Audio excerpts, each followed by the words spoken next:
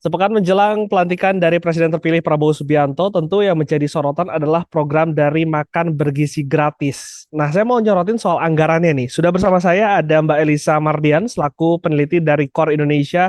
Mbak Elisa, selamat siang, Mbak. Selamat siang, Mas. Mbak Elisa, terima kasih waktunya untuk Liputan 6. Mbak Elisa, langsung aja aku mau nanya soal ini anggaran dari makan siang gratis. Kemarin Kepala Badan Gizi Nasional Pak Dadan ini mengatakan bahwa per harinya ini dialokasikan 800 miliar rupiah, Mbak. Itu untuk bahan baku dan juga untuk membeli dari sektor pertanian.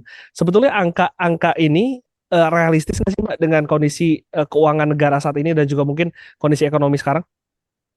Ya, terkait dengan anggaran untuk makan bergizi gratis kan dialokasikan untuk tahun depan itu sekitar 71 triliun ya. Yang Hmm, mana katanya per harinya bisa 800 miliar gitu kan untuk membeli bahan baku, juga untuk menggaji para yang memasaknya dan untuk pendistribusiannya juga. Nah, kalau hmm, misalkan kita berkaca ke RAPBN 2025 misalnya, itu kan pendapatan negara diasumsikan itu pendapatannya sekitar 3.000 triliun, sedangkan belanjanya itu 3.600 triliun. Artinya akan ada defisit sekitar 671 triliun. Nah, ini pasti didapatkannya pembiayaannya dari mana? Tentu dari utang kan. Dan hmm, ini tuh kalau kita konversikan defisit anggaran 616 triliun itu tuh tadi sekitar sekitar 2,53%-an dari APBN. Nah, sementara kalau misalkan kita kan ada batasan ya, nggak boleh lebih dari 3%.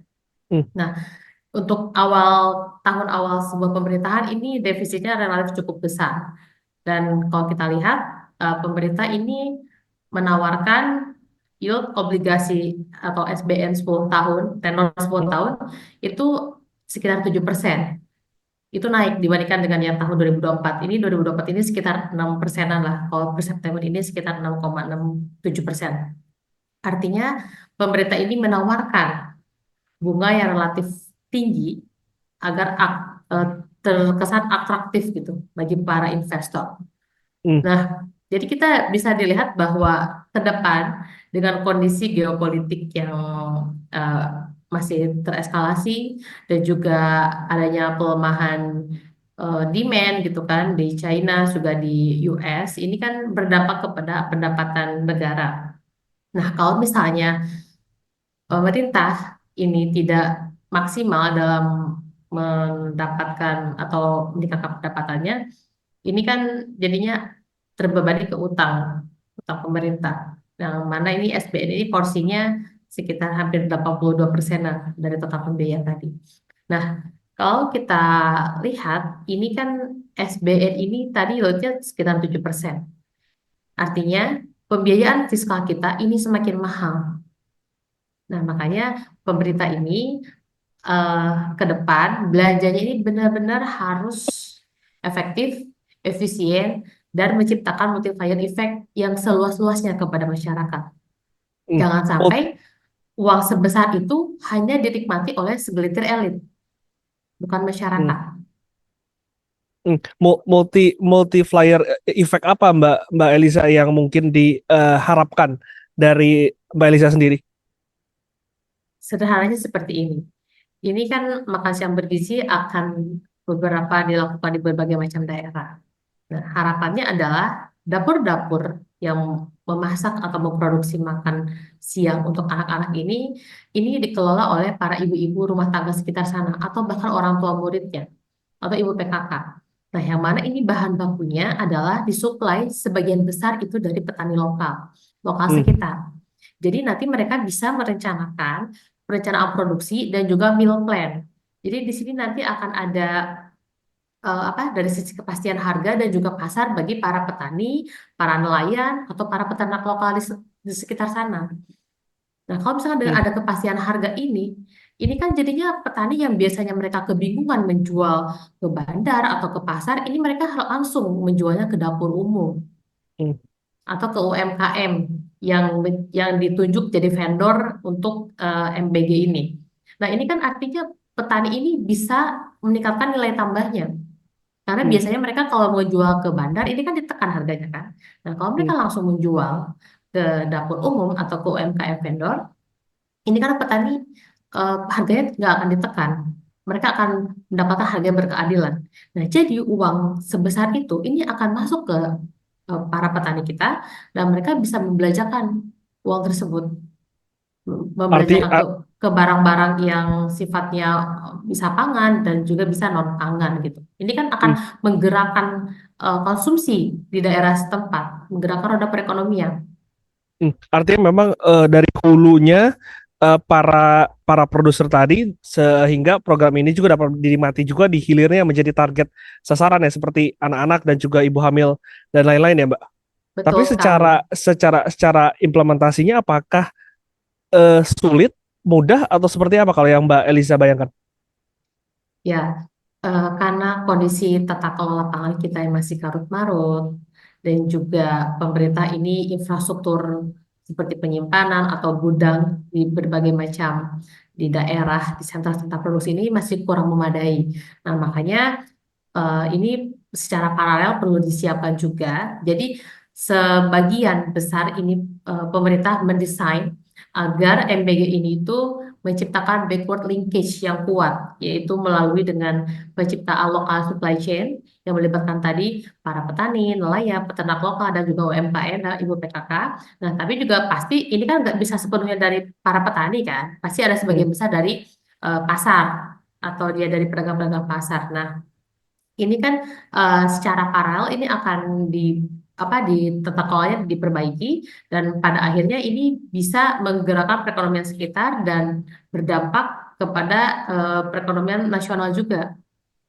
hmm, Kalau misalnya ini dari sekarang tidak dibenahi, dari infrastrukturnya tidak disiapkan, belanja kementannya tidak dibenahi, nah ini eh, yang ada malah justru MBG ini malah jadi corong untuk memperbanyak impor pangan, hmm. bukannya bukannya momentum untuk memperbaiki tata kelola pangan kita, malah justru kita akan semakin defisit neraca perdagangan pangan kita. Bukannya impor pangan itu sudah pasti akan terjadi ya Mbak ya, dengan melihat kondisi ketersediaan stok saat ini di dalam yang masih kurang atau seperti apa Mbak? Ya, betul. Jadi memang misalkan susu ya, 80% itu kan masih dipenuhi dari impor. Juga beras itu sekitar 10%-an lah dari impor. Nah, tapi kan ada beberapa komoditas lain yang itu tersedia dari dalam negeri seperti bawang merah, dari daging ayam, telur gitu kan. Nah, kalau daging sapi juga sama, 54% itu dari impor. Nah, makanya disinilah pentingnya gimana pemerintah ini atau nanti ketika di masyarakat implementasinya ini variasi menunya yang disesuaikan dengan lokalitas daerah, sesuai dengan ketersediaan komoditasnya apa, dan juga dengan porsi tadi kan maksimal anggarannya 15 ribu ya per porsinya. Hmm, Nah ini kan artinya apa? Kita nggak bisa setiap hari ngasih mereka makan daging sapi, nggak bisa setiap hari memberikan daging ayam. Berarti kan harus ada variasi menu dari diversifikasi karbohidratnya, juga dari diversifikasi proteinnya kan kita bisa menggunakan protein dari ikan atau juga misalnya dari daging ayam lokal. Ini kan atau telur juga. Nah, ini kan yang masuk harganya dan juga gizinya juga sama baiknya gitu, seperti protein-protein lainnya. Jadi hmm. kan ini Badan Gizi Nasional nih amat sangat krusial berperan dalam menentukan kira-kira daerah, misalkan daerah kawasan pesisir, ya jangan banyak makan daging ayam atau daging sapi, mereka didorong untuk makan konsumsi ikan atau misalkan telur dan lainnya gitu. Jadi memang variasi menu-menu ini tuh harus disesuaikan dengan potensi daerahnya. Tapi artinya kan apa yang Mbak Elis sampaikan ini sesuai dengan apa yang perencanaan yang dijabarkan juga oleh Badan Gizi Nasional yang mengatakan bahwa memang setiap daerah ini memiliki variasi tersendiri dan juga untuk apa ya pengambilan bahan bakunya ini dilakukan ke petani dan juga UMKM Mbak. Tapi saya mau balik lagi ke soal anggaran tadi Mbak. Dengan anggaran yang saat ini tadi Mbak Elisa mengatakan 71 triliun per tahun, artinya kan ada pergeseran ya Mbak ya, prioritas pemerintah dari Presiden Jokowi yang sebelumnya ini lebih menekankan kepada infrastruktur kepada makan siang ini. Itu pergeseran ini seberapa banyak sih Mbak kalau kalau bisa dibandingkan gitu? Infrastruktur tuh memang dulu lebih banyak kah dibandingkan makan siang ini secara anggaran atau seperti apa? Ya, memang untuk yang periodenya Pak Prabowo ini karena makan siang bergizi ini adalah semacam program unggulannya beliau ya. Tapi di samping itu juga beliau juga tetap untuk menggenjot infrastruktur, cuman tidak sebesar eranya Pak Jokowi. Jadi Hmm. sama-sama lah. Nah, cuma diprioritaskan di sini karena kalau saya melihat Pak Prabowo ini kan dari apa ya, dari visi misinya dan juga dari aktivitas beliau, pandangan beliau ini kan sektor pertanian ini dia menyerap tenaga kerja terbanyak di Indonesia. Dan dia adalah salah satu top 3 engine perekonomian Indonesia. Beliau ini punya target untuk mencapai pertumbuhan ekonomi sekitar 8%. Hmm. Berarti kan harus pilih engine mana nih yang bisa digerakkan, dikasih stimulus sehingga bisa mencapai pertumbuhan ekonomi tinggi. Nah, salah satunya ini adalah tadi lewat sektor pertanian. Ini MBG ini kalau misalkan kita libatkan tadi ya dengan produsen-produsen lokal, ini akan menggerakkan sektor pertanian. Karena di situ banyak sekali tenaga kerja yang akan terlibat dan juga akan ter apa ya terbantu gitu karena banyaknya stimulus. Karena sektor pertanian ini amat sangat minim yang namanya permodalan, baik dari Hmm. sisi APBN maupun dari sisi PMA atau PMDN. Nah, jadi memang amat sangat kurang dari sisi kapitalnya di sektor pertanian. Nah, makanya dengan ada stimulus MBG ini, saya berharap besar bahwa ini dapat memperbaiki tata kelola pangan kita dan juga bisa menggerakkan sektor pertanian kita sehingga kita bisa mencapai pertumbuhan ekonomi di 8%.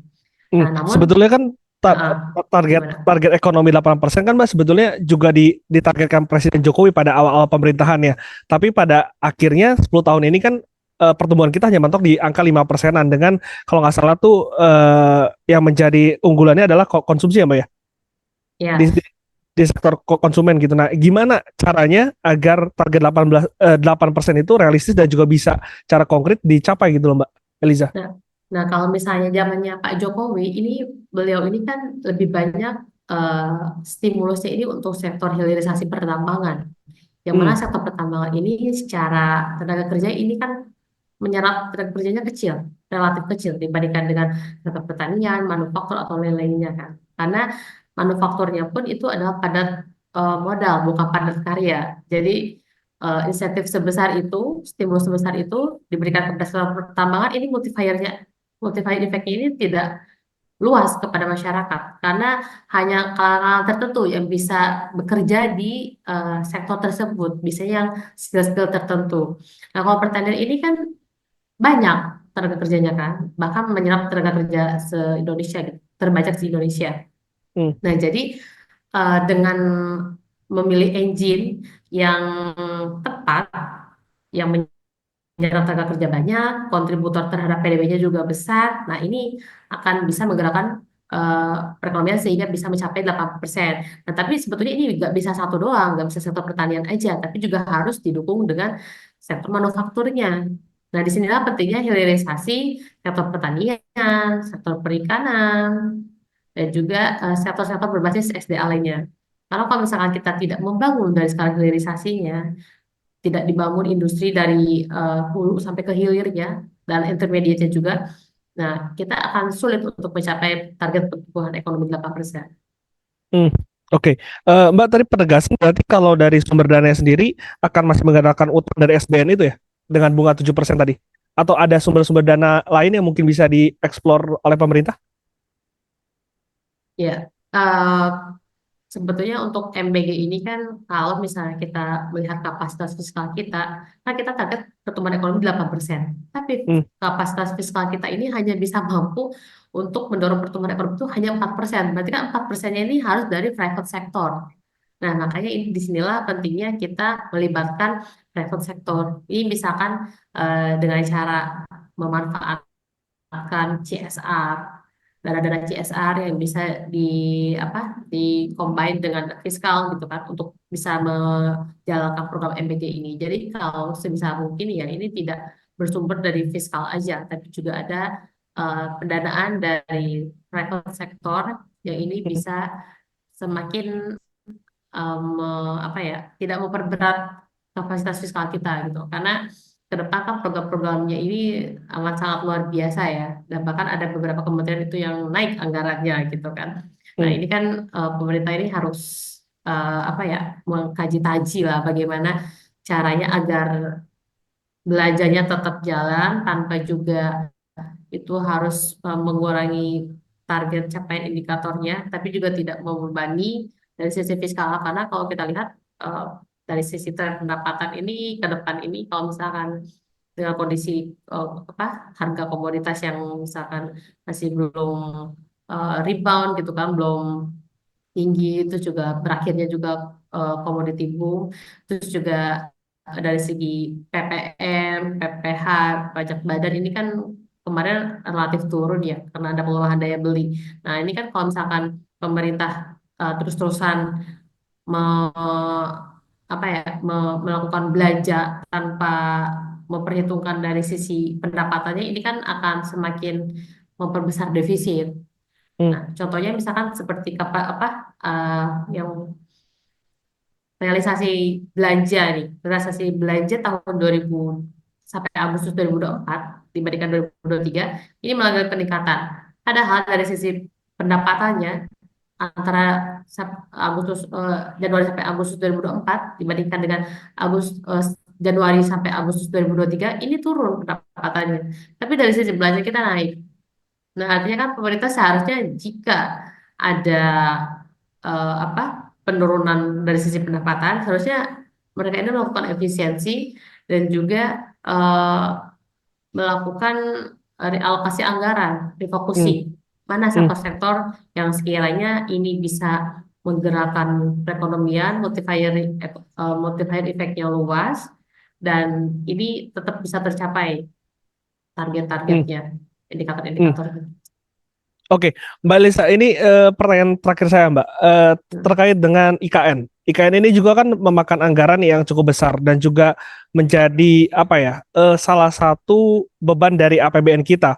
Nah, ini apakah memungkinkan, Mbak, dengan adanya pembangunan IKN dan juga makan siang bergizi ini berjalan beriringan? eh, Pasti akan ada yang diprioritaskan ya dari kedua tersebut. Nggak bisa dua-duanya dijalankan karena APBN kita bisa makin boncos jadinya. Nah kalau misalnya dan kalau kita lihat itu kan memang dari sisi anggaran untuk IKN ini memang turun kan dibandingkan dengan periodenya Pak Jokowi. Nah artinya memang Hmm.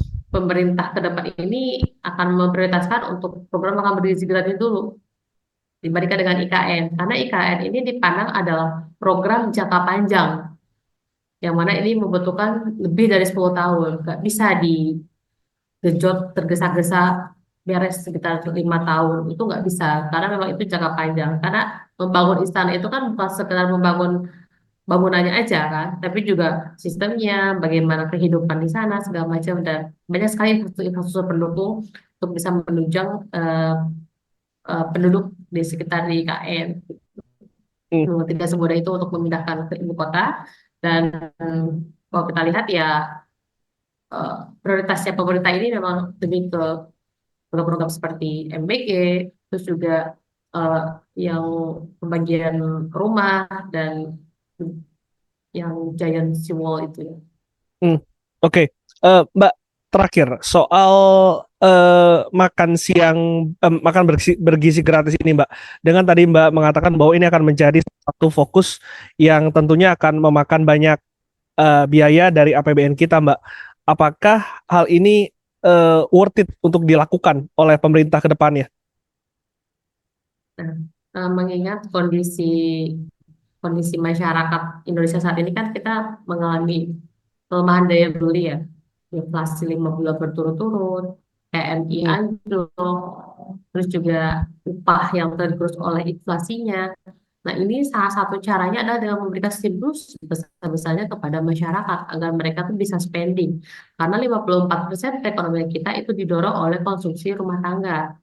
Nah, makanya ini MBG ini saya harapkan ini bisa menjadi atau menjadi stimulus di masyarakat untuk mereka spending. Tapi ya itu tadi ya, ini bisa terwujud jika mereka memang betul-betul melibatkan para petani, peternak, nelayan, UMKM lokal. Kalau itu Hmm. tidak dilibatkan, uang sebesar itu nggak akan menciptakan multiplier effect yang begitu besar di masyarakat. Masyarakat akan tetap eh, daya belinya akan tetap tergerus dan dari sisi belanja fiskal kita keluar gitu kan untuk membelanjakan MBG ini. Makanya jangan sampai MBG ini malah jadi bancakannya elit kalangan tertentu, nah, tapi ini adalah momentum untuk transformasi ekonomi di pedesaan. MBG ini bisa Hmm. jadi game changer sebetulnya, asal pemerintah ini kebijakannya tidak salah kaprah. Nggak Kalau salah kita kaprah tuh gimana maksudnya? misalkan gini, kan eh, udah jelas kita ini 80% impor susu, tapi pemerintah keke ingin memberikan makan bergizi ini plus susu. Nah, kalau saya hitung-hitung, ini kita membutuhkan sekitar 668 ribu ton susu per tahun untuk eh, untuk 16 juta anak yang akan menjadi sasaran selama 2025 satu tahun ya. Nah, ini kalau dikonversi dalam rupiah, kebutuhan susu itu sekitar 34 triliun. Nah, jadi kan 34 triliun ini hampir separuh dari total anggaran makan siang bergizi yang 71 triliun. Nah, sebetulnya kalau kita lihat ya, Indonesia ini kan eh, intoleran laktosanya ini cukup tinggi. Nah, Hmm. seharusnya kalau misalkan dengan kapasitas fiskal kita yang terbatas, nah ini ada penyesuaian-penyesuaian yang harus dilakukan oleh pemerintah. Jangan sampai memaksakan untuk memberikannya kepada anak-anak. Banyak sebetulnya alternatif untuk pemenuhan gizi kan, tidak harus dari satu komoditas itu saja. Banyak Hmm. sebetulnya. Nah, makanya disinilah pentingnya Badan Gizi Nasional merancang apa bagaimana komposisi dari menu-menunya ini, tapi dengan tetap eh, pemenuhan gizi yang seimbang. Dan Hmm. ini juga tadi berkaitan pemerintah kan punya target akan mengimpor 1 juta sapi ya untuk agar kita bisa swasembada daging. Nah, ini kan butuh sekitar 50 triliun untuk bisa mengimpor 1 juta ekor sapi. Nah, masalahnya 1 juta ekor sapi ini kita datangkan dari beberapa negara subtropis. Yang mana ini mereka ini harus bisa belum tentu bisa menyesuaikan dengan kondisi iklim kita yang tropis ini. Kalau misalkan sapi-sapi tersebut langsung diimpor dan langsung dibudidayakan di dalam negeri, ini sapi ini itu bisa shock dan mereka bisa terganggu metabolismenya sehingga mereka tidak bisa optimal dalam berkembang biak ataupun tumbuh gitu. Hmm. Nah, ini kan jadinya eh, rugi kan. Nah, harusnya kita bisa mencontoh Brazil. Brazil itu kan salah satu negara tropis, tapi dia berhasil menyumbang 5% produksi susunya terhadap produksi global. Dan mereka ini diawali dengan apa? Mereka ini tidak tidak langsung mengimpor sapi dari negara lain dan dibudidayakan langsung di negaranya. Enggak, tapi Brazil ini mereka melakukan rekayasa genetika dulu. Jadi mereka melakukan R&D dulu, itu menyilangkan sapi dari India dan juga dari Belanda. Mereka cari varian atau jenis sapi apa yang cocok untuk dibudidayakan di negara tropis sehingga perkembangannya ini optimal. Nah, saat Hmm. ini jadi hasil dari persilangan tersebut itulah yang menjadi 80% penyumbang susu di Brasilia. Hmm. Nah, jadi artinya kita ini harus tidak bisa tergesa-gesa untuk bisa mencapai swasembada lagi untuk hanya sekedar memenuhi kebutuhan makan bergizi gratis. Tapi ini adalah harus pelan-pelan, hati-hati, tapi juga terukur gitu kan. Jangan sampai karena ingin cepat hasilnya semua segala berbagai macam diterobos gitu. Hmm. Nah, Jadi, ini kan jadinya rugi nanti. Jadi nggak hmm. optimal dari belanja pemerintahnya. Hmm. Jadi prinsip kehati-hatian itu yang harus ditekankan dan juga tadi efek dari makan gizi gratis ini juga harus bisa tidak hanya menyasar para ibu-ibu, ibu hamil, anak-anak, tapi juga para petani dan juga UMKM ya di daerah, Mbak Liza. Betul, karena dengan adanya tambahan stimulus ke masyarakat, ini daya beli mereka akan kembali meningkat. Ini kan yang Hmm. kita harapkan. Ya, dan Jadi ya pertumbuhan 8% itulah, itu semoga bisa dicapai ya, Mbak Liza. betul. Ya, Baik, betul sekali, Mas. Terima Baik, terima kasih Mbak Elisa Mardian waktunya untuk Liputan 6. Kita harapkan program ini bisa berjalan sehingga efeknya tidak hanya dirasakan oleh para elit tapi juga masyarakat yang menerima langsung program makan bergizi gratis. Terima kasih Mbak Elisa waktunya untuk Liputan 6. Oke, terima kasih Mas. Sehat selalu. Kita nantikan bagaimana nanti implementasi dari program makan bergizi gratis di pemerintahan Prabowo Gibran dan tadi ditekankan kehati-hatian dan juga eh, efek ekonomi yang semoga bisa dirasakan tidak hanya kepada para anak-anak, pada ibu hamil, tapi juga para petani serta UMKM. Saya Glenn Joshua, salam CTV.